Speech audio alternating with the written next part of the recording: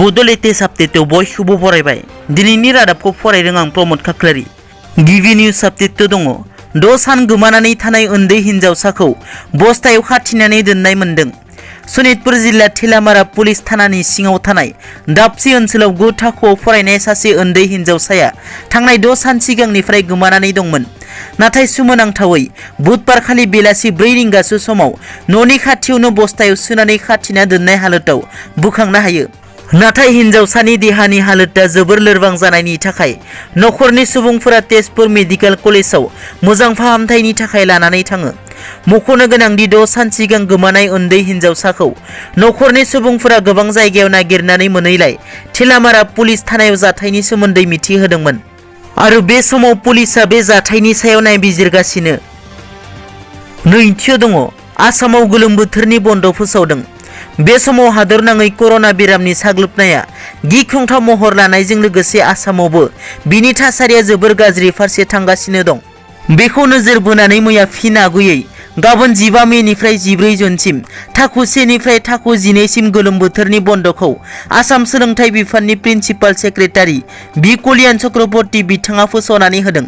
मख'नो गोनांदि सोलोंथायारि फानजामुथिनि बादियैब्ला गोलोम बोथोरनि बन्द' समा 1 जुलाइनिफ्राय 31 जुलाइनि गेजेराव जायोमोन। नाथाय देग्लाय कर'नानि थासारिखौ नोजोर होनानै बे बिथांखिखौ लानाय जादों होनना मिथिहोदों। थामथियाव दङ। फिलिस्टाइन आरो इस्राएलनि दावहाया थामथि मुलुग दावहा जोनोम जागोननि इसारा। फिलिस्टाइन आरो इस्राएलनि गेजेराव सोमजिनाय थै बोहैग्लायनाय दावहाया थामथि मुलुग दावहानि जोनोम जागोन नामा गोनो गोथो सान्थायाव खोख्लैदों मुलुगनि गोबां हादोरफोरखौ, जेराव टार्की आरो रुसआ बे थासारिखौ नोजोर होबाय थादों। बे थासारिया सुबुंफोरनि गोसोआव गिखांनाय सोमजिखांहोदों।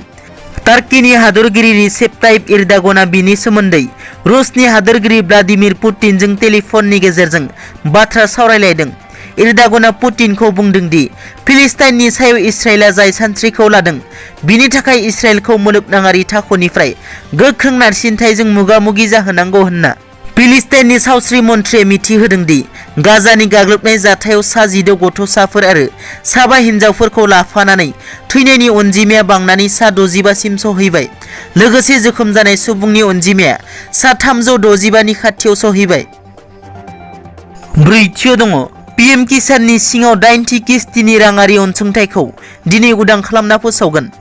गाहाय मन्थ्रि नरेन्द्र मोदीआ दिनै 14 मे खालाराव पीएम किसान सम्मान निधि बिथांखिनि सिङाव रांखान्थियारि अनसुंथाइनि 80 किस्तिखौ उदां खालामनानै होगोन।